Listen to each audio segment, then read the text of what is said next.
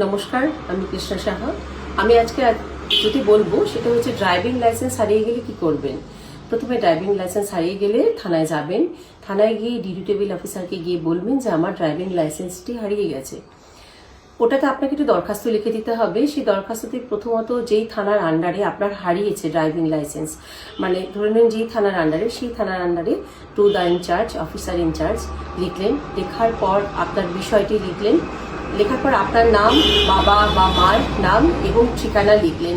লেখার পর আপনার কোন জায়গায়, কোন স্থানে, কোন সময়ে জিনিসটা হারিয়েছে, অবশ্যই যে থানায় করবেন ডায়েরি, সেই থানার আন্ডারেই নিশ্চয়ই হারাবে, কারণ ওই থানার আন্ডারেই হারালে সেই থানাতে আপনারা যাবেন। তো সেখানে আপনি পুরোটা লিখলেন। লেখার পর যদি ড্রাইভিং লাইসেন্স নম্বরটা মনে থাকে তাহলে এক্ষেত্রে খুবই ভালো হয়, নাম্বারটা আপনারা দিয়ে দেবেন। আপনারা যখন এই দরখাস্তটি দেবেন, লিখে দেবেন, সেই একটি ডুপ্লিকেট আপনাদেরকে জিডি নাম্বার দিয়ে দেওয়া হবে। জিডি নাম্বারটা অবশ্যই গুরুত্বপূর্ণ ভবিষ্যতে ড্রাইভিং লাইসেন্সটি রিটার্ন পাওয়ার জন্য। ধন্যবাদ। ইনফরমেটিভ আরও আমি ভিডিও নিয়ে আসবো। আর জয় হিন্দ।